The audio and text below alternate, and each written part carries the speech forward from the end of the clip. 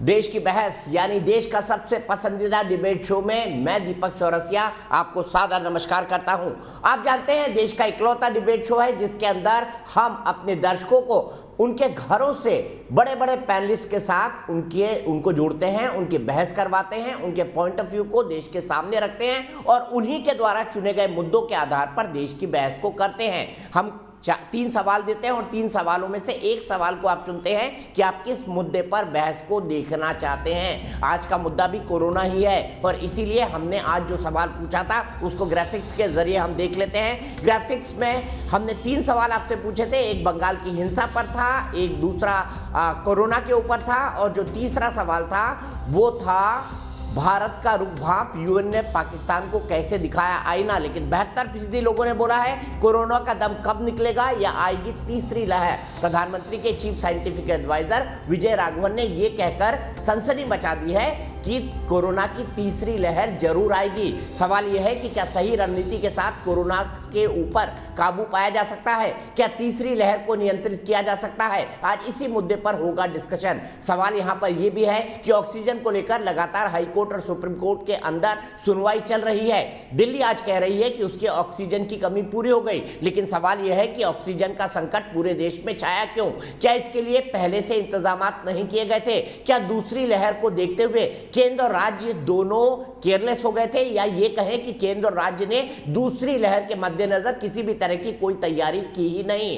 पहले जब कोरोना आया था तब हमने देखा था कि किस तरह से तत्परता से प्रधानमंत्री नरेंद्र मोदी ने लॉकडाउन लगाया था। लॉकडाउन लंबा चला था और उसके चलते कोरोना की पहली लहर का उतना असर नहीं हुआ क्योंकि हमारे पास ना तो इंफ्रास्ट्रक्चर था, ना कोरोना को हम जानते थे, ना हमारे पास बेड्स थे, ना हमारे पास लैब्स थे जो कोरोना की टेस्टिंग कर सके। लेकिन इन सब तैयारियों के बावजूद दूसरी लहर में हम आखिरकार सरेंडर क्यों हो गए कोरोना के सामने? और अब तीसरी लहर को आने की बात की जा रही है, तो क्या हम उसके लिए तैयार हैं? इन्हीं तमाम मुद्दों पर बात होगी, लेकिन आज देख लेते हैं दिन भर सुप्रीम कोर्ट और पूरे देश में कोरोना को लेकर क्या क्या हुआ।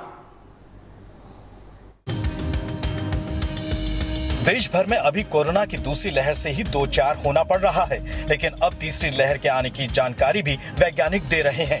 इस बीच तीसरी लहर को लेकर सुप्रीम कोर्ट ने चिंता जताते हुए सरकार से पूछा है कि उनकी तैयारी क्या है, जबकि सुनवाई में केंद्र ने अपना पक्ष रखते हुए कोरोना को काबू करने के लिए हो रहे प्रयासों पर कोर्ट को अवगत कराया। 1 मई से हम देखें तो daily new recovery versus daily new cases में कुछ वृद्धि नोट की गई है, जो कि 75% अगर 1 मई को थी तो वह बढ़कर अब 89% रिकवरी हो चुकी है और जो हमारे लिए एक पॉजिटिव विषय है। इस बीच कोरोना केस में मामूली कमी आने के पिछले 3 दिनों के बाद एक दिन में अब 4.25 लाख नए संक्रमण के केस सामने आए हैं। दूसरी ओर केंद्र के प्रधान वैज्ञानिक सलाहकार विजय राघवन ने आगाह किया है कि देश को अगली लहर के लिए भी तैयार रहना होगा। Where does SARS coronavirus 2 go from here? A phase 3 is inevitable, given the high levels of circulating virus. But it's not clear on what time scale this phase 3 will occur. Hopefully, incrementally, but we should prepare for new waves. हालांकि महामारी को मात देने के लिए डॉक्टरों और नर्सों के साथ साथ अब भारतीय सेना भी इस अदृश्य दुश्मन के खिलाफ हमला बोल चुकी है। खुद रक्षा मंत्री राजनाथ सिंह लगातार प्रधानमंत्री के संपर्क में हैं। ऑक्सीजन की देश भर में सप्लाई से लेकर सेना ने अपने अस्पतालों तक को आम जनता के लिए खोल दिया है ताकि देश के एक नागरिक की सुरक्षा सुनिश्चित हो सके। दुनिया के सबसे बड़े वैक्सीनेशन प्रोग्राम के बीच कई जगह वैक्सीन के लिए लोग अपनी बारी का इंतजार कर रहे हैं, जबकि बच्चों को तीसरी लहर से बचाने की चुनौती भी सामने खड़ी है। दरअसल बच्चों की टीकाकरण पर सुप्रीम कोर्ट ने केंद्र से चिंता जताते हुए वैक्सीन पर काम करने की सलाह दी है।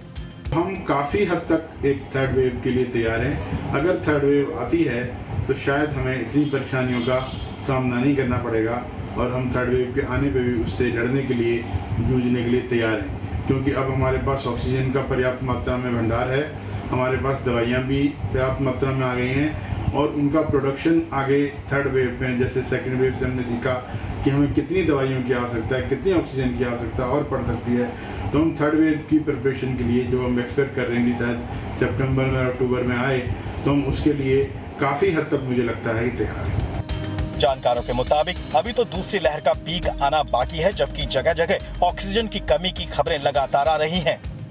जब तक ये कोरोना की सेकेंड वेव कम नहीं हो जाती। हमें डेली 700 टन ऑक्सीजन की ज़रूरत है।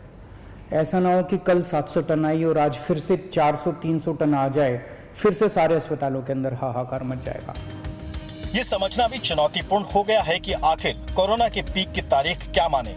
देश की बहस में चर्चा है कि कोरोना जैसे छुपे हुए दुश्मन को खत्म करना है तो तीसरी लहर के आने से पहले ही इसका फन कुचलना होगा, यानी व्यवस्था इतनी मजबूत हो जितना भारतीय सेना और डॉक्टरों के कोरोना के खिलाफ इरादे हैं।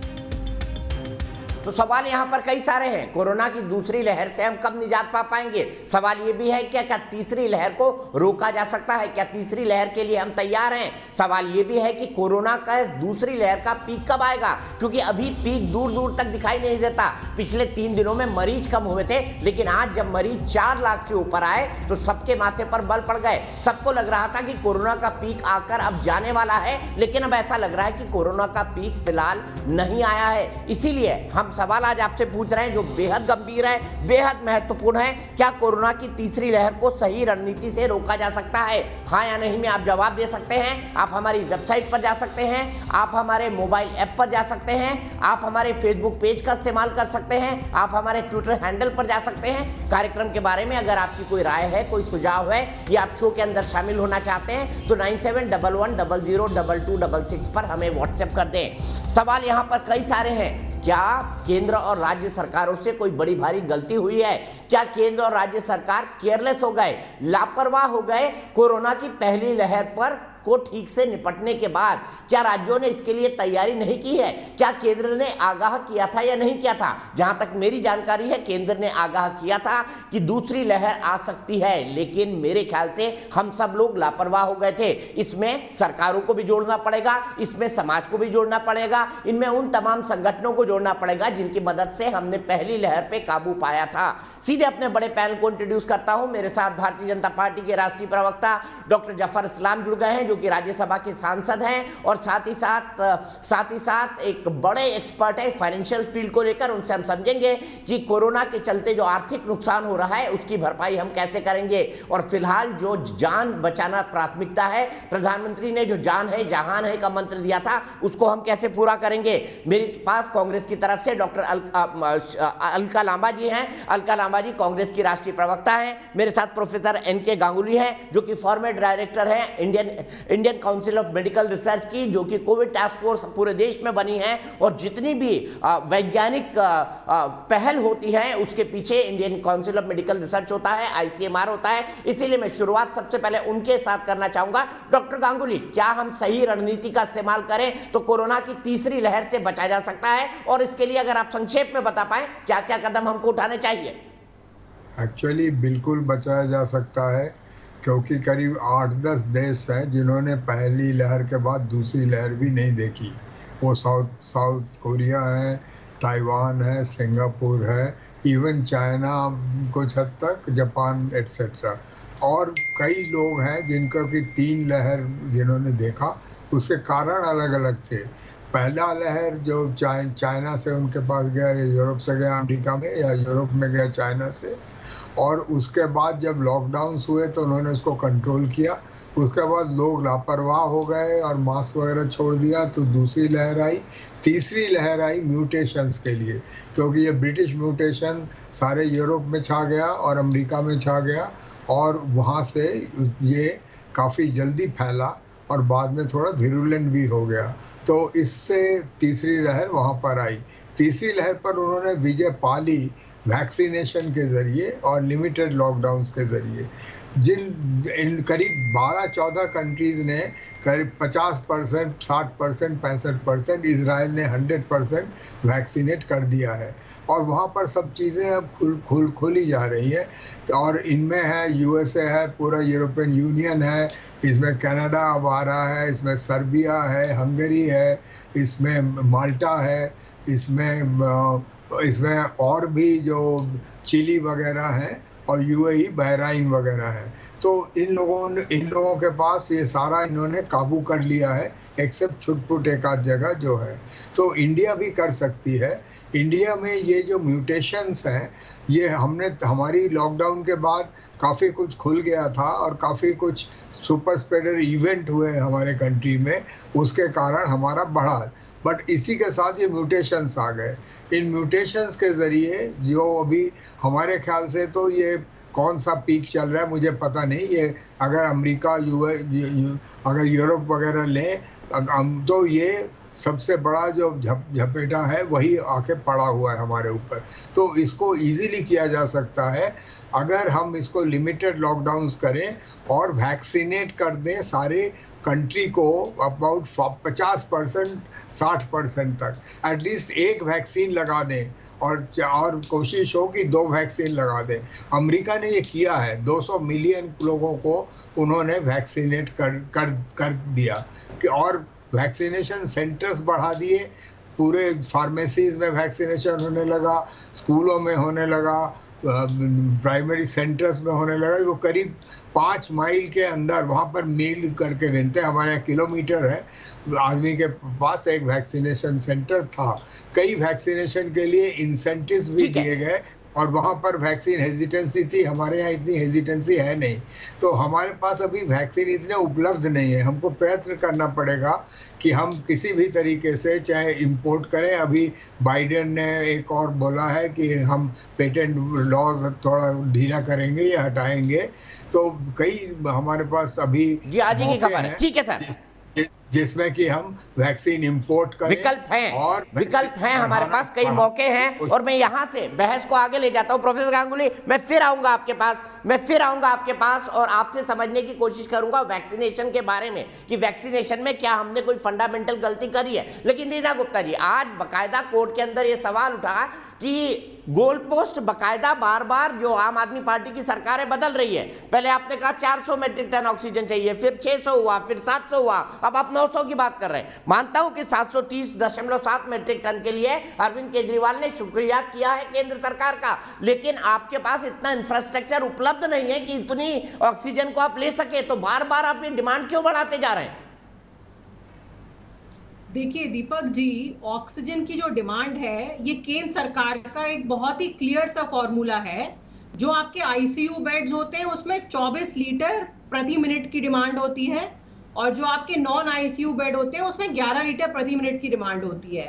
तो ये मेरा फॉर्मूला नहीं है, आम आदमी पार्टी का फॉर्मूला नहीं है, दिल्ली सरकार का फॉर्मूला नहीं है, केंद्र सरकार का फॉर्मूला है। और इसी फॉर्मूले के आधार पर हम मांग करते आ रहे हैं कि हमें 976 मेट्रिक टन ऑक्सीजन चाहिए। इतनी ऑक्सीजन अगर हमें मिल जाएगी तो जो रोज दिल्ली के एसओएस के जो फोन कॉल आते हैं दिल्ली के नागरिकों से और दिल्ली के अस्पतालों से, वो सब आने बंद हो जाएंगे। हमारी प्लानिंग ये भी है कि हम 10,000 ऑक्सीजनेटेड बेड बढ़ाना चाहते हैं दिल्ली में और हम 2,000 आईसीयू बेड्स बढ़ाना चाहते हैं। इसका पूरा इंफ्रास्ट्रक्चर तैयार है, डॉक्टर्स, नर्सेज, बेड्स, जगह सब कुछ तैयार है। कॉमनवेल्थ विलेज में, यमुना कॉम्प्लेक्स में, राधा स्वामी सत्संग व्यास में, संत निरंकारी में, इन सब जगहों में पूरा इंतजाम हो चुका है। जैसे ही हमें ऑक्सीजन की सप्लाई मिलेगी वैसे ही हम 976 टन मिलेगी, वैसे ही हम इसको बढ़ा देंगे। जहां तक ऑक्सीजन का सवाल है दीपक जी, मैं सीधे इसी सवाल को ले जाता हूं, इसी सवाल को मैं ले जाता हूं सैयद जफर इस्लाम के पास। जवाब रीना जी हम छोटे छोटे रखते हैं ताकि हम बातचीत की स्पीड को बढ़ा सके। मैं सीधे जफर इस्लाम जी के पास चलता हूं। जफर इस्लाम जी, मुझे ये बताइए, रीना का ये कहना है कि हमने तो आपके फॉर्मूले के हिसाब से ऑक्सीजन मांगा है, तो ऐसे में सुप्रीम कोर्ट में ये कहने की जरूरत क्यों पड़ी कि ऑक्सीजन को लेने के लिए कोई सिस्टम नहीं है दिल्ली सरकार के पास? और दूसरा, ये बार बार डिमांड क्यों बढ़ा रहे हैं? देखिए, ये डायनेमिक प्रोसेस है, जैसा उन्होंने कहा है कि डायनेमिक प्रोसेस है। 2 चीजें उन्होंने दलील दी है, अब उसकी कितनी सच्चाई है ये तो आपको पता चलेगा जाहिर है आगे आने वाले दिनों में। कि इन्होंने 21,000 बेड से और थोड़े बेड बढ़ाए, 21,000 बेड बढ़ाए और कुछ बेड बढ़ा रहे हैं। कुछ आईसीयू के मरीज ज्यादा हैं यहाँ पर दिल्ली में बनिस्बत और शहरों में, और बड़े शहरों के मुताबिक आईसीयू के मरीज ज्यादा हैं यहाँ पर, ऐसा दलील दिया इन लोगों ने। और यहाँ पर जो उनकी जरूरत है वो हर दिन जो आईसीयू में ज्यादा लोग जा रहे हैं, इसलिए हकीकत ये है कि दिल्ली के मरीज तो हरियाणा जा रहे हैं, हिमाचल जा रहे हैं, देहरादून जा रहे हैं। मैं ऐसे कई लोगों को जानता हूं जफर जी जो देहरादून जाकर अपना इलाज करा रहे हैं। मैं आपको बताना चाहता हूं, चूंकि मैं बंबई से बिलोंग करता हूं, मैंने अपने कई दोस्तों को दिल्ली के रहने वाले हैं, चूंकि मैं भी दिल्ली में हूं, मैंने उनसे अर्ज किया कि आप बॉम्बे चले जाइए, मुंबई में आपका अच्छा इलाज भी होगा और वहां पर ऐसी मारामारी नहीं है। जैसी यहाँ पर मारामारी है, और वहां कम ऑक्सीजन में भी काम हो रहा है। शायद उनकी प्लानिंग अच्छी है, नहीं मुझे मालूम नहीं, लेकिन यहाँ पर एक बड़ा कोहराम मचा के रखा है यहाँ की सरकारों ने।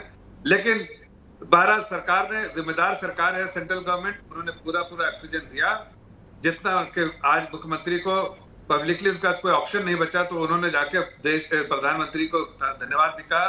हकीकत यह है कि कहीं ना कहीं मिसमैनेजमेंट भी इस सरकार से हो रहा है, इसलिए सुप्रीम कोर्ट के ऑब्जर्वेशन, मेरे नहीं, सुप्रीम, रीना जी आप मेरे ना कहने से और हाँ कहने से कुछ आपको दलील देने की जरूरत है, सुप्रीम कोर्ट में दलील दीजिएगा।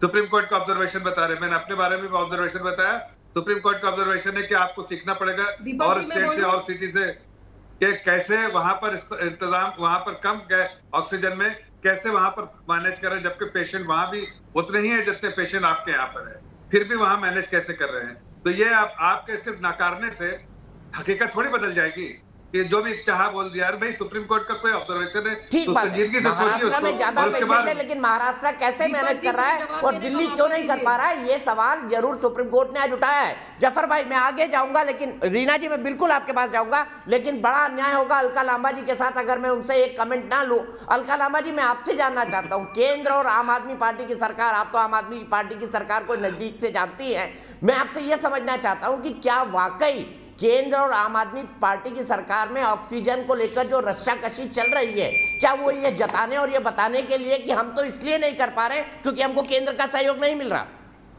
धन्यवाद दीपक जी, आपने मुझे मौका नहीं दिया, आपने दिल्ली की जनता को इन दोनों सत्ताधारी दल के प्रवक्ताओं से सवाल करने का मौका दिया, इसलिए दिल्ली आपका धन्यवाद करती है। इन दोनों से पूछना चाहते हैं, क्या एक आदर्श उदाहरण नहीं पेश हो सकता था कि किस तरह से इस आपदा में एक कोऑर्डिनेशन देश की सरकार, क्योंकि दिल्ली केंद्र शासित है, दोनों सरकार एक बेहतरीन उदाहरण पेश कर सकती थी कि प्रधानमंत्री मुख्यमंत्री मीटिंगें हुई, हमने देखा किस तरह से वीडियो कॉन्फ्रेंसिस को जारी किया गया, उसको लीक किया गया, और लड़ाई जो काम प्रधानमंत्री जी को करना चाहिए था वो सुप्रीम कोर्ट कर रहा है, जो दिल्ली के मुख्यमंत्री को करना चाहिए था वो हाई कोर्ट कर रहा है, और दोनों ने इन दोनों को शुतुरमुर्ग बताया है। आज हाई कोर्ट ने बोल दिया है कि दिल्ली सरकार शुतुरमुर्ग बनी हुई है, अपना इनका जो ढांचा है वो बिल्कुल बर्बाद हो गया। रीना जी से पूछिए, आज दिल्ली के मुख्यमंत्री आए और कहा वाह हमने अभी ना दिल्ली सरकार की जो वेबसाइट है आप क्लिक करिए, घर बैठे ऑक्सीजन पाइए। अभी एक टीवी के पत्रकार ने क्लिक किया है और वो क्लिक खुला नहीं, और कहा तैयारी चल रही है, तो तैयारी के बिना प्रेस कॉन्फ्रेंस करने की जल्दी क्या होती है,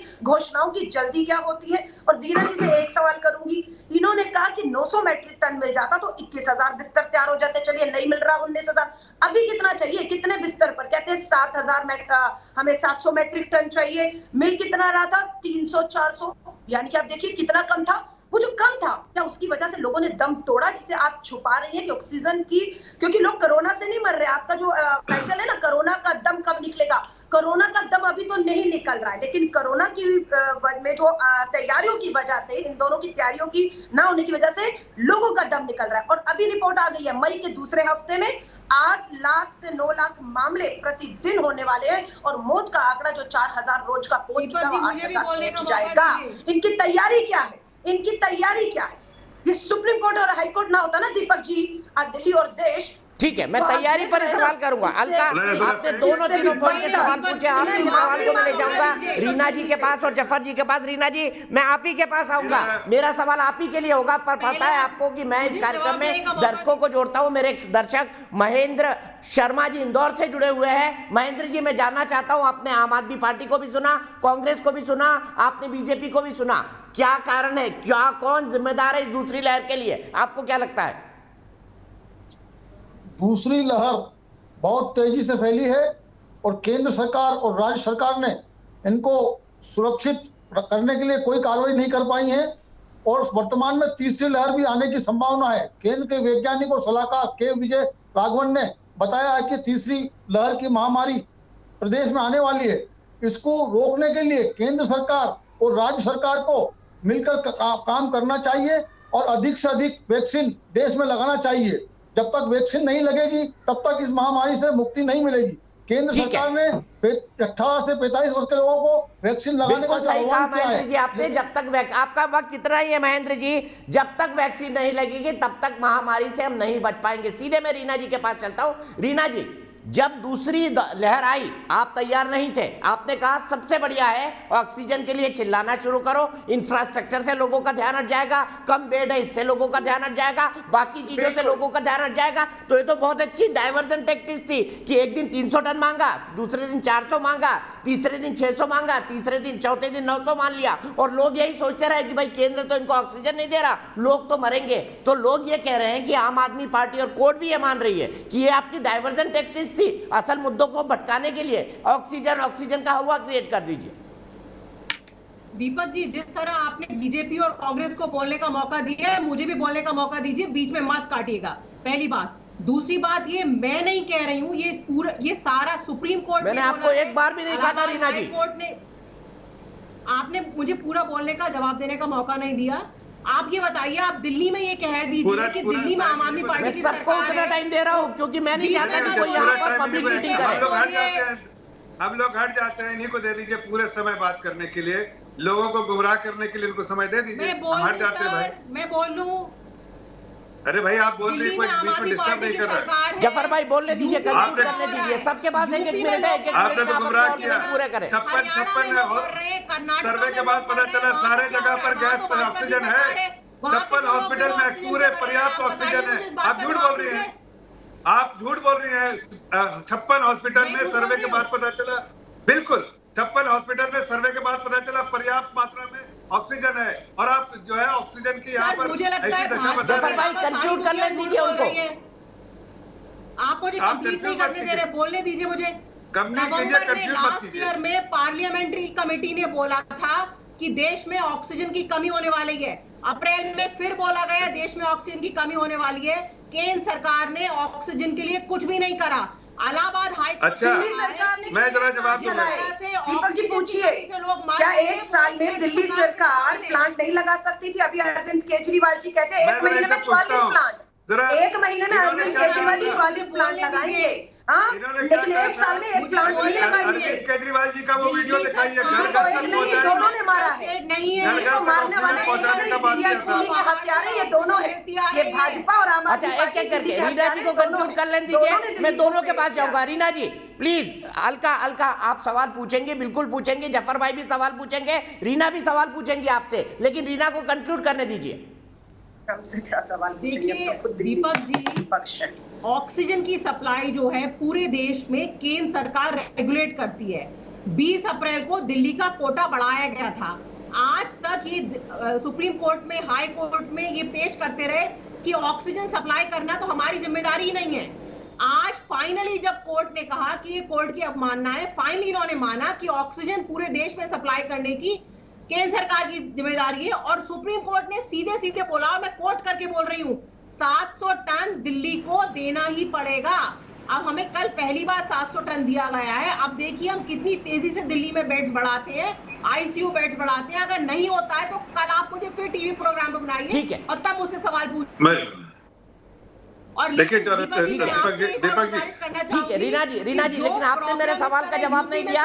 जानबूझकर ऑक्सीजन का हवा बनाकर आपने एक नैरेटिव बनाने की कोशिश की कि हम कोरोना से इसलिए नहीं लड़ पा रहे हैं क्योंकि हमारे पास ऑक्सीजन नहीं है। मैं खुद कुछ व्यवहारिक दिक्कतें आपको बताऊंगा, लेकिन जफर इस्लाम जी, महेंद्र शर्मा जी को इंदौर से आपने सुना, वो आप पर भी आरोप लगा रहे कि केंद्र सरकार ने कुछ नहीं किया और केंद्र सरकार दूसरी लहर के लिए बिल्कुल आंखों पर हाथ धर के बैठी रही। देखिए अभी ये कहा है हाई कोर्ट ने। अभी मैं इनको बताना चाहता हूं कि इन्होंने कहा गैस का एलोकेशन जो है सेंट्रल गवर्नमेंट एलोकेट करती है, डिस्ट्रीब्यूशन, प्रोक्योरमेंट, लॉजिस्टिक्स सब इनकी जिम्मेदारी है, सारे स्टेट ने किया। मैं आपको बहुत सारे प्रूफ जो सुप्रीम कोर्ट में दस्तावेज में दिए भी गए हैं, हलफनामा में दिए गए, जिसमें लिखा है कि ये 2-2 दिन तक जो गैस प्रोड्यूसिंग कंपनी जो है वो जो इंतजार करती रही, दिल्ली सरकार ने उठाया नहीं। लास्ट में इन्होंने कहा कि भाई हम इनकॉम्पिटेंट हैं। जब सुप्रीम कोर्ट के एक मिनट सुन लीजिए, अभी आप कह रहे देखिए, अरे आप जरा सा तो आप जब हमें कह रहे थे कोटा देंगे, वहां से कैसे दिल्ली लेके आएगी? अच्छा, तो बाकी जगह आपके घर पे, तो इन्होंने कहा दहलीज पे लाके दीजिए, वरना मैं सबको मार दूंगा। अरे मेरे दहलीज पे लाके दीजिए, वरना सबको मारी देंगे सारे पेशेंट को। यूपी, हरियाणा, कर्नाटका, सब जगह भाजपा की सरकार है। देखिए, मैं तो मैं महिला से नहीं करूंगा, इन महिला से मैं तो मैं नहीं करना चाहता हूं इनको। ये पहले कुछ बोल रही थी, इनका जो दो चेहरा जो है ना, रीना जी सुन लीजिए उनकी बात प्लीज। रीना जी सुन लीजिए उनकी बात। आप बोल लीजिए, अगर आपको और कुछ बोलना है। मैं तो कह रहा हूँ, मैं हट जाता हूँ। आपको बोलना, मैं हट जाता हूँ भाई। आप झूठी तारीफ करते रहिए अपनी। अरे हरियाणा परियाणा छोड़िए, पहले अपनी बात सुनिए। दिल्ली की बात हो रही है, ऑक्सीजन दिल्ली की बात कीजिए। आप दिल्ली की है, दिल्ली की आप सरकार, दिल्ली की बात कीजिए। दिल्ली की सरकार की बात हो रही है यहाँ पर। 56 से ऐसे 56 अस्पताल ऐसे जहाँ पर पर्याप्त मात्रा में ऑक्सीजन है।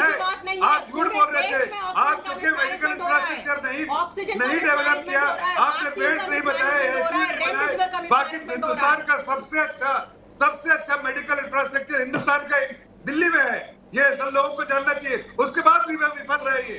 क्या आप बोलते किसी गांव में तो समझ में आता था। आप अपनी विफलता को मत छिपाइए। आप लोगों को गुमराह किया है, हमने बनाया है सर। आप लोगों को गुमराह किया है। आप देश के कैपिटल में रहते लोगों को बहुत दिखाट उतारा है। हजारी सरकार है, दिल्ली सरकार है, 15% खर्च करती है। अरे आप कुछ नहीं खर्च करती है। आप सिर्फ झूठ बोलना जानती है। झूठ बोलने के अलावा आप कुछ नहीं जानती हैं। आप मिसलीड करना जानती हैं। आपको 56 हॉस्पिटल में जब सर्वे के बाद पता चला पर्याप्त मात्रा में ऑक्सीजन है, फिर कहा आप पूरे तौर से एक्सपोज हो गए। देखिए, और सबको इन्होंने क्या कहा था, बेड अवेलेबल है। मैंने इनके बड़े प्रवक्ताओं से कहा, भाई मैं इस ऐप पे देखिए बेड अवेलेबल नहीं है। मैंने कई चैनल पे सामने एक्सपोज कर दिया कि आप देखिए बेड अवेलेबल है, फोन कीजिए, लाइन लगी हुई है। भैया कह रहे ऐप देखो। देखिए, झूठ मत बोला कीजिए।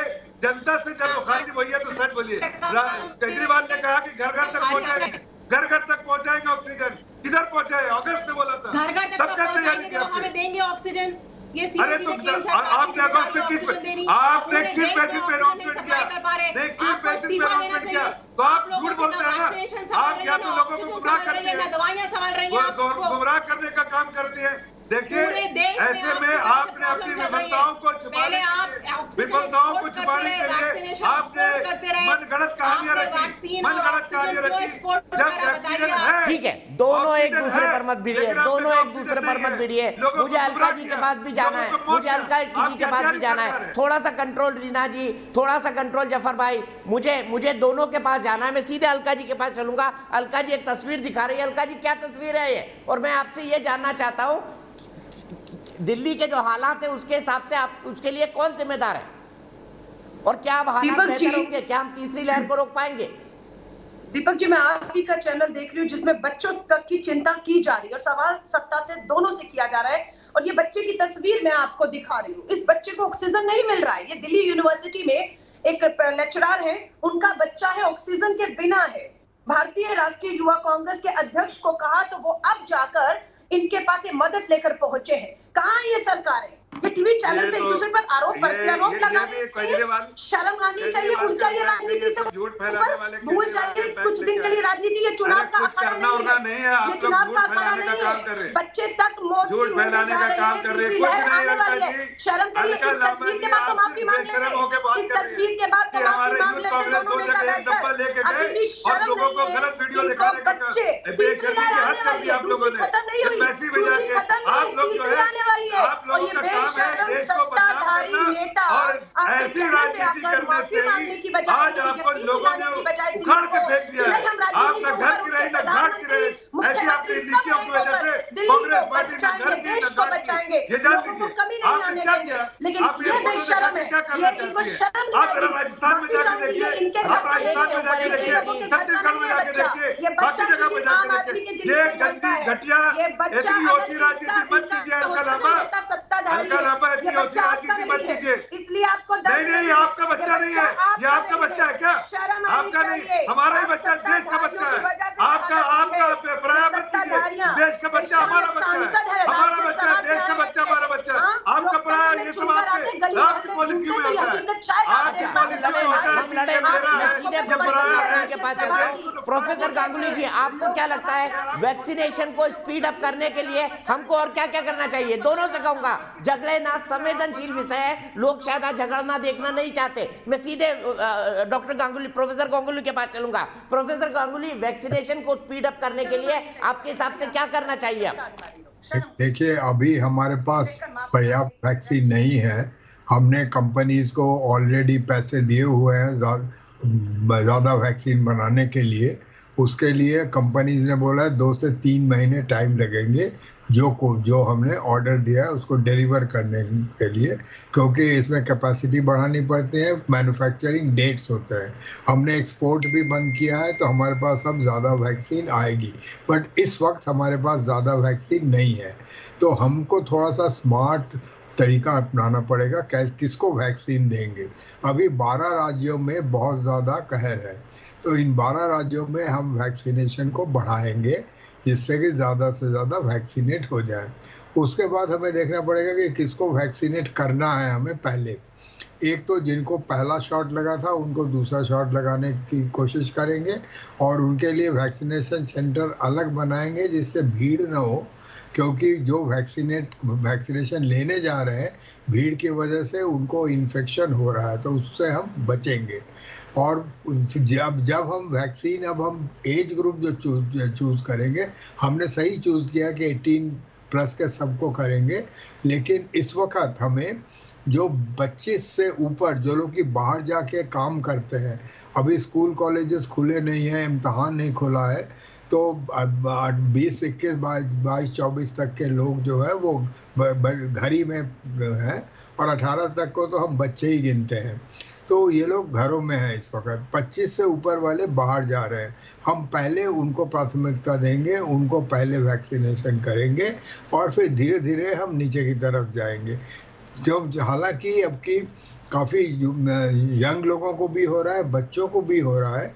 अब बच्चों का जो हम ट्रायल है बाकी लोगों ने कर लिया, 12 से 15 साल में 100% कामयाब है फाइज़र और दूसरे वाले, तो हम उसको 12 से 15 साल तक ले जाएंगे जिससे बच्चे स्कूल में जा सके, उनके टीचर्स को भी करेंगे। कुछ लोगों को हम प्राथमिकता देंगे, जो जर्नलिस्ट हैं, जो डिलीवरी बॉयज़ हैं, जो लोग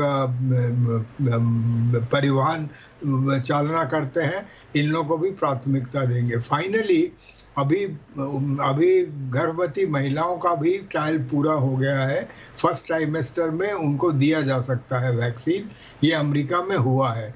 इससे क्या होगा कि सिर्फ महिला ही नहीं बचेंगी, उनके साथ उनके बच्चे भी बचेंगे। और 1-2 उनमें सिम्टम्स देखे गए हैं, जैसे ब्रेस्ट में लंप आ जाता है, वो इम्यूनोलॉजी को, क्योंकि ब्रेस्ट भी एक इम्यूनोलॉजिक ऑर्गन है, वो चला जाता है। कुछ महिलाओं में मैच्योरेशन का प्रॉब्लम होता है, वो भी टेम्पररी होता है, वो चला जाता है। तो हमको लोगों को इन्फॉर्म करना पड़ेगा, कम्युनिकेट करना पड़ेगा, और वैक्सीन से जो डर है वो हटाना पड़ेगा कि वैक्सीनेशन करिए। एक सवाल पूछना था, जानकारी। ठीक है सर, मैं 1 मिनट हल्का आपको रोकूंगा, क्योंकि मेरे साथ संजीव श्रीवास्तव जी जुड़ गए हैं और आप रीना जी का कहना है। रीना जी बहुत देर से हाथ दुरा रही है। रीना जी, आज एक सवाल कोर्ट ने और पूछा, मैं आपका सवाल बिल्कुल उनके पास ले जाऊंगा। रीना जी, कोर्ट ने आज एक और सवाल पूछा। सवाल ये पूछा कि अगर मोहल्ला क्लिनिक कोरोना में किसी भी तरह की कोई मदद नहीं कर पा रहे हैं, तो मोहल्ला क्लिनिक का इतना प्रचार, उसके ऊपर इतना इंफ्रास्ट्रक्चर और इतना पैसा लगाने की क्या जरूरत थी? मोहल्ला क्लिनिक की क्या उपयोगिता है कोरोना के समय में? ये सवाल आज पूछा गया कोर्ट की तरफ से। देखिए दीपक जी, मोहल्ला क्लिनिक्स को अब हम वैक्सीनेशन के लिए भी यूज करना चाह रहे हैं, और आने वाले दिनों में सारे मोहल्ला क्लिनिक्स में वैक्सीन की सप्लाई शुरू हो जाएगी।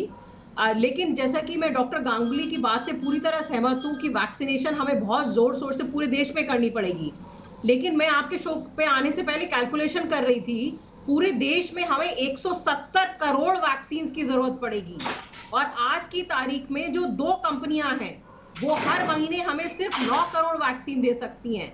तो फिर से वही होने वाला है कि केंद्र वर्सेस स्टेट होएगा कि वैक्सीन की आप सप्लाई नहीं, मैं इसका जवाब दे दूंगा। 2 कंपनीज अब मैन्युफैक्चर कर रही हैं, और दूसरी बात ये कि पूरी दुनिया भर में फ्री वैक्सीन दी जा रही है। आज की तारीख में आप प्रधानमंत्री के लिए एक नया घर बनाने के लिए 13,500 करोड़ रुपया खर्च कर रहे हैं, लेकिन आप फ्री वैक्सीन नहीं दे रहे हैं देश को। तो इसकी वजह से स्थिति बहुत बिगड़ने वाली है। तीसरी लहर आएगी, चौथी लहर आएगी। और आज भी अगर केंद्र सरकार जाग जाए और जो 3-4 वैक्सीन जो WHO ने बाकी सारे देशों में अप्रूव करनी है, वो हमें इंडिया में अप्रूव करनी चाहिए, उनकी सप्लाई बढ़ानी चाहिए, उनको पेटेंट फ्री करके और ज्यादा से ज्यादा फैक्ट्रीज को, मैन्युफैक्चरिंग PSUs को हम यूज कर सकते हैं। इसमें हमारे जो देश के कानून है, इसमें बहुत सारे ऐसे प्रावधान है कि अगर केंद्र सरकार चाहे तो इस वैक्सीन को एसेंशियल कमोडिटी के अंतर्गत लाके और इसको ठीक है, बहुत लेकिन रीना जी एक बात पे, ठीक है, मैं एक राइडर आपको लगाना चाहूंगा कि वो प्रधानमंत्री का घर नहीं बन रहा है, बल्कि एक पूरा प्रोजेक्ट बन रहा है जिसमें सबसे पहली प्रायोरिटी दुनिया के सबसे बड़े लोकतंत्र की नई संसद बनाना है, क्योंकि पुरानी संसद अब यूज करने लायक नहीं बची है। सीधा मैं जफर इस्लाम जी के पास चलूंगा। जफर इस्लाम जी, कैसे करेंगे वैक्सीन की इस कमी को पूरा, ये कहना चाह रही है अलका? देखिए, आज के दिन में उन्हें भी पता है कि कितनी प्रोडक्शन उन्होंने कहा, लेकिन मैं आपको बता देता हूं कि अगले महीने जुलाई के आखिर तक जो रैंप अप किया है अपने प्रोडक्शन, तो आज का जो प्रोडक्शन है उससे बढ़ के 200 मिलियन डोजेस बनना, मतलब 20 करोड़ डोजेस जो है बनना शुरू होगा। ये हमारे जो इंडिजिनस प्रोडक्शन जो देश के अंदर होगा। उसके अलावा सोर्सिंग के लिए हमने कई और जो है वैक्सीन है उससे बात चल रही है सरकार की।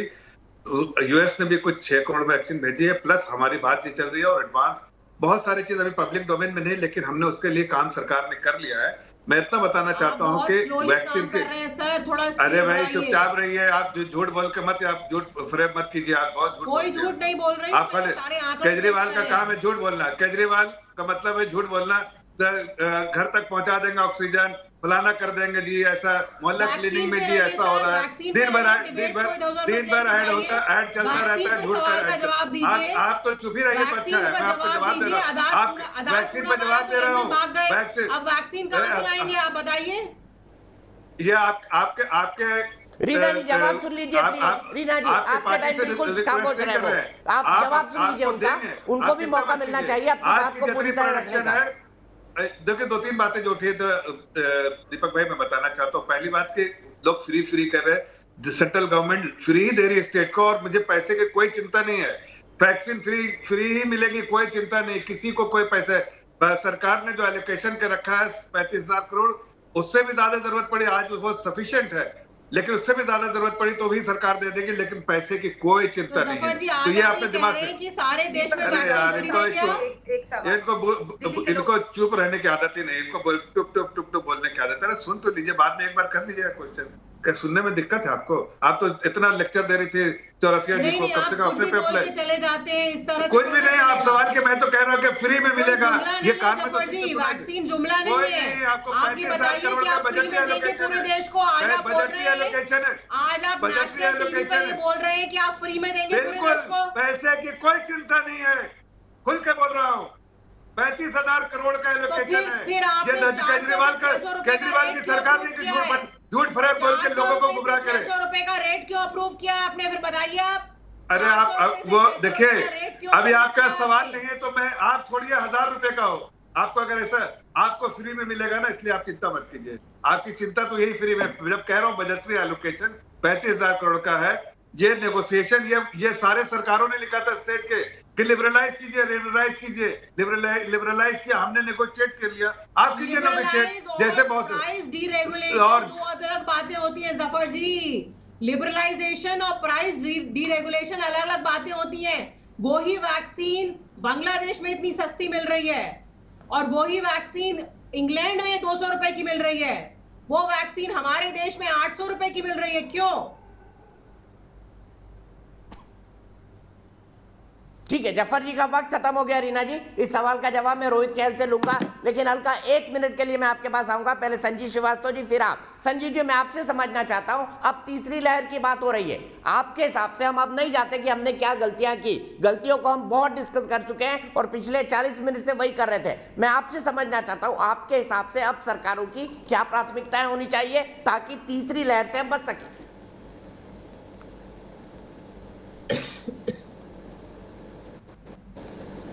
इस पे भी चर्चा है। तो दूसरी लहर से जूझे, फिर तीसरी की, और ईश्वर न करे चौथी की अगर जरूरत पड़े। हमें तैयारी पूरी रहनी चाहिए। और मैं बिल्कुल विगत में नहीं जाना चाहता, जैसे आपने कहा दीपक, ये सही बात है कि हमसे कुछ भूल हुई और उसमें इस पे उस पे उंगली उठाना या सरकार के लिए कुछ कहने से अब कोई पर्पस सर्व नहीं होता। मैं भी 10 मिनट आलोचना कर सकता हूँ, उससे कोई लाभ नहीं है। लेकिन 2-3 बातें जो लगती हैं, एक तो ये फ्री और कॉस्ट वाली डिबेट, क्षमा कीजिएगा रीना जी, और मैं कोई बीजेपी का समर्थक नहीं, लेकिन फ्री और नॉन फ्री का कोई इशू नहीं है। असली इशू है कि देश में वैक्सीन की जबरदस्त किल्लत है। जो लोग पैसे देकर लगवाना चाहते हैं वो ही नहीं लगवा पा रहे, तो फ्री वालों का तो फ्री और वो मेरे ख्याल से तब डिबेट होनी ज्यादा उपयुक्त होगी जब हमारे पास वैक्सीन असल में समुचित मात्रा में उपलब्ध हो। आज की तारीख में जो डॉक्टर गांगुली कह रहे थे, जिस तरह से रैंप अप हो रहा है, उनकी बात सही साबित। तो इस सब में हम सबका हित है। अब उसमें हम ये कहें कि नहीं होगा कि नहीं होगा, ये तो समय बताएगा। बट वैक्सीन का रैंप अप होना और वैक्सीन ड्राइव को ज्यादा सशक्त तरीके से लागू करना, उनकी सारी प्लान सही थी कि 25 के एज ग्रुप के ऊपर कर दो, ऐसे कर दो। हमारी सारी प्रॉब्लम एग्जीक्यूशन के लेवल पे होती है। प्लानिंग तो हम ड्राइंग बोर्ड बहुत अच्छी करते हैं, लेकिन उसको कैसे एग्जीक्यूट करेंगे?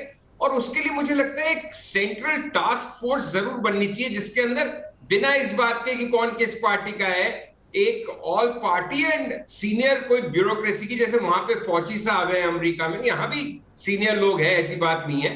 बट एक एम्पावर्ड सेंट्रल कमेटी होती है। अभी भी मन में कहीं ना कहीं ऐसा लगता है कि फैसले सिर्फ टॉप लेवल पे हो रहे हैं, बाकी सब या तो हाँ में हाँ मिला रहे हैं, या ना नुकर कर रहे हैं, चुप बैठे।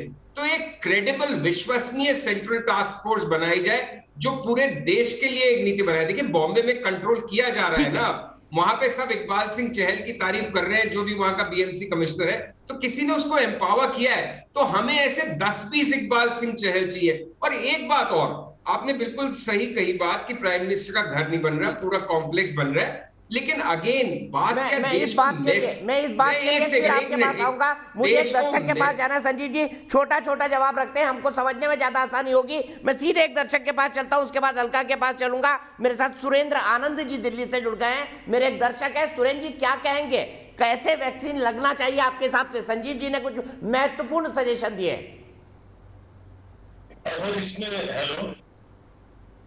हेलो सर, सुन रहे हैं मुझे? हेलो, हाँ सुरेंद्र जी बोलिए। हाँ सर, इसमें हाँ बोलिए सुरेंद्र जी, सुन रहे हैं आपकी बात। समझता हूँ कि हेलो हेलो हाँ बोलिए, आपकी बात सुन रहे हैं भाई। हाँ सर, मैं ये कहना चाहता हूँ कि इसमें राजनीति नहीं होनी चाहिए। वैक्सीन अभी क्या है कि लोगों को पूरा 1 साल पूरे कोरोना के इस पीरियड को झेल रहे हैं लोग, तो लोगों के पास पैसे की कमी है और ये सरकार को ही ये कदम उठाना पड़ेगा। और बाहर से ही मदद आ रही है, तो इसमें वैक्सीनेशन में कोई, इसमें अब जैसे दूसरी लहर आई हुई है, तीसरी आएगी, कब आएगी कुछ पता नहीं। लोग पहले ही डरे हुए, लोगों के पास पैसे की दिक्कत है और ये फ्री में ही लगनी चाहिए, मैं तो यही कहूंगा सर। ठीक है, आपको लगता है फ्री में लगनी चाहिए। मैं सीधे इसी सवाल को लेकर अलका के पास चलता हूं। अलका, मेरा बड़ा, हम सुझाव पर आ जाते हैं। हमने बड़ी देर नेगेटिव बातें डिस्कस कर ली, अब बेहतर है हम एक फॉरवर्ड लुकिंग रास्ता रखें। आपके हिसाब से वैक्सीनेशन के लिए क्या प्लान होना चाहिए? अलका जी बताइए। देखिए प्लान बिल्कुल सिंपल है। भारतीय जनता पार्टी से मेरे साथ जुड़ गए। प्लान बिल्कुल सिंपल है। हमें पीछे जो कमियां रही से सबक लेना है, उसको दोहराना नहीं, लेकिन सबक तो लेंगे। तो सबक लेते हुए कमी कहाँ रही? वैक्सीन का जो कंपनियां थी, 2 थी, बार मनमोहन सिंह जी स्पुतनिक को कंसीडर किया गया, और कंपनियों को करिए, कंसीडर करिए, दूसरों को प्रोडक्शन बढ़ाना है आपको लगातार, और आपको इसका रोड मैप तैयार करना है। अब दिल्ली का सवाल ये कि 27 लाख लोगों को एक वैक्सीन लग गई है दीपक जी, दूसरी नहीं लग पा रही। मैं वही डॉक्टर साहब से पूछना चाह रही थी, जैसे कि सिंपल उदाहरण, एक दुकान पर आप जब जाते हैं तो आपको 2 ही जूते चाहिए 2 पांव के लिए, एक जूता पहनकर आप आएंगे तो काम नहीं चलेगा। इसी तरह एक वैक्सीन लगाने के बाद अगर दूसरी समय रहते नहीं लगती तो वो भी बेकार है आपसे। इसीलिए एक के बाद समय रहते दूसरी नहीं लग रही, लोग कोरोना संक्रमित होकर मौत के मुंह पे जा रहे हैं। इसलिए वैक्सीन का होना बहुत जरूरी है। ठीक कहा उन्होंने कि हम मुफ्त वैक्सीन देंगे या पैसे में देंगे। हम वैक्सीन केंद्र, आज मैं देख रही थी भाजपा की एमसीडी ने एलजी को लिखा है, हमें भी खोलने दीजिए केंद्र। केजरीवाल सरकार कह रही है हमने 3000 खोल दिए केंद्र। अरे खोल लीजिए केंद्र, वैक्सीन कहाँ है? 27 लाख लोग एक वैक्सीन के बाद दूसरी के लिए धक्के खा रहे हैं, और जवाबदेही इन दोनों की है, सत्ताधारियों की जो आपस में लड़े हुए हैं, जवाब दोनों के पास नहीं है कि कब मिलेगा दूसरा जूता पहनने को। ठीक है, सीधे इसी सवाल को रोहित को पास ले चलता हूं। रोहित के पास इसी सवाल को ले चलता हूं। रीना जी 1 मिनट में आपके पास आ रहा हूं। रोहित, आपने एक जूता तो पहना दिया, यानी एक वैक्सीन तो लगवा दी, लेकिन दिल्ली के 27 लाख लोगों को जब तक दूसरी वैक्सीन नहीं लगेगी तब तक उनमें इम्यूनाइजेशन नहीं आएगा, उनमें एंटीबॉडीज नहीं बनेंगी। तो ये दूसरा जूता यानी दूसरी वैक्सीन कब पहुंचाएंगे? बिना जोड़े के जूते का काम नहीं होता। दीपक जी बिल्कुल सही कहा। मुझे लगता है जिस तरीके से आज कांग्रेस लगातार आम आदमी पार्टी विपक्ष से भ्रम फैलाने का, हमने देखा जब वैक्सीन आई थी तो यही लोग, अलका लामा जी बैठी है, इन्हीं की पार्टी के नेता राहुल गांधी जी क्या कह रहे थे, उनके कांग्रेस के नेता क्या कह रहे थे, ये मोदी जी की वैक्सीन, साइंटिस्टों पे सवाल उठा दिया, वैक्सीन लगवाने से मना कर दिया लगातार। आज इन्हें वैक्सीन पहली बात देखिए, मैंने बहन आपको सुना, बहन मैं आपको बड़े धैर्य सुन रहा था, मैं बोलूं अपनी बात, मैं बोलूं बहन। देखिए अब तक दीपक जी 16 करोड़ लोगों को वैक्सीन लग चुकी है, रिकॉर्ड है, विश्व रिकॉर्ड है। ऐसा मत करिए। देखिए दीपक जी अब तक 16 करोड़ लोगों तक वैक्सीन लग चुकी है, यह पूरी दुनिया के अंदर सबसे बड़ा रिकॉर्ड है, कम से कम समय में 16 करोड़ लोगों तक। और मेरे पिताजी हैं, मेरे पिताजी ने दोनों डोज लिए, मेरे सब जितने भी लोग हैं सबको दोनों डोज लग रही है। कौन कह रहा है ऐसी दिक्कत है? देखिए कहीं ना कहीं कोशिश की जा रही है, भ्रम फैलाया जा रहा है, माहौल बनाने की कोशिश की जा रही है। पहले लोगों को डराया गया वैक्सीन को लेके, अब जब वैक्सीन लग रही है यहीं पे बैठे कई ऐसे लोग थे और मीडिया में भी थे। प्रेस कॉन्फ्रेंस करके आज आंकड़े पेश किए हैं कि दिल्ली में 27 मैं आपको अलका जी देखिए, आप वही चाहती हैं, आप बोल लीजिए, आप बड़ी बहन है, अगर आप चाहती हैं यहाँ पर आप माहौल खराब करना चाहती तो कर लीजिए, मुझे अपना बोलने का अधिकार है बहन। बहन मैं बोल लूं, बहन मैंने आपको बड़े धैर्य से सुना था। पार्टी की प्रवक्ता से है, मुख्यमंत्री भाजपा का नहीं आम आदमी का, जिसने 27 लाख डोज एक का आज कहा है। हम तो कह रहे हैं दूसरी डोज कब मिलेगी? दिल्ली पूछ रही है दूसरी डोज कब मिलेगी? बहन मैं बोलूं,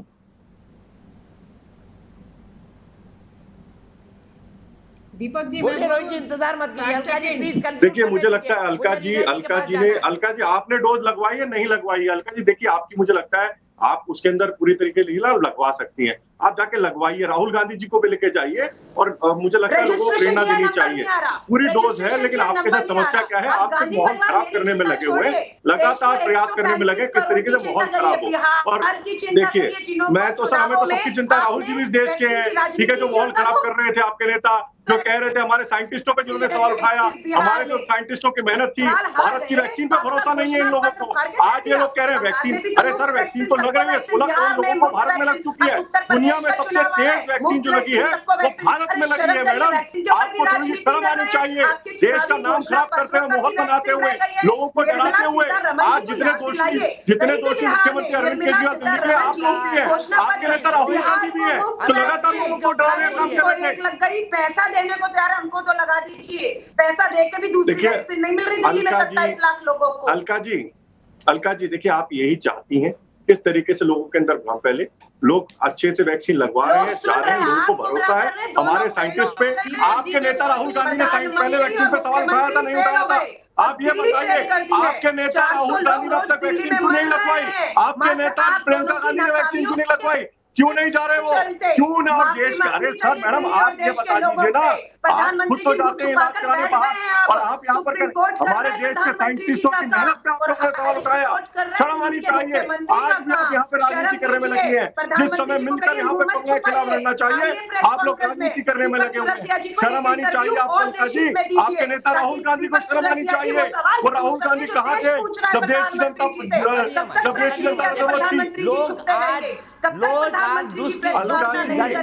और बीजेपी को झगड़ते हुए नहीं देखना चाहते भाई, नहीं देखना चाहते। राजनीति के लिए बहुत मौका बन जाएगा। मनीष राय जी बिलासपुर से मेरे एक दर्शक जुड़ गए, मैं दोनों को रोक रहा हूँ। मनीष राय मेरे एक दर्शक बिलासपुर से जुड़ गए, प्लीज, दोनों बहुत समझदार हैं। रोहित अलका अपने साथ में, शायद रोहित ने आगे पीछे दिल्ली यूनिवर्सिटी की राजनीति करी होगी, ऐसे समय में लोग झगड़ा नहीं देखना चाहते हैं। सुन लीजिए मनीष राय से। मनीष राय जी, अलका और रोहित चेहरा भी झगड़ रहे थे, क्या आपको लगता है ऐसे वक्त में पॉलिटिकल पार्टी के लोगों को झगड़ना चाहिए?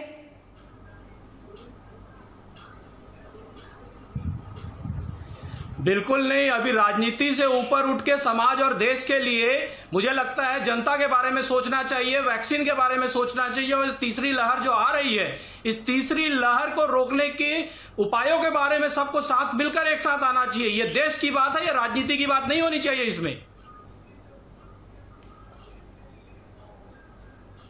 बिल्कुल क्योंकि ठीक कहा मनीष जी, देश की बात है, राजनीति की बात नहीं होना चाहिए। रियना जी आपका एक क्विक कमेंट, उसके बाद मैं डॉक्टर वली से ब्रेक के बाद शुरुआत करूंगा। आप कुछ कहना चाह रही थी, मुझे बताइए क्या स्थिति है वैक्सीनेशन की दिल्ली में, कितने लोगों को सिंगल फर्स्ट डोज लगा है और कितने लोगों को सेकेंड डोज लगना बाकी है अभी?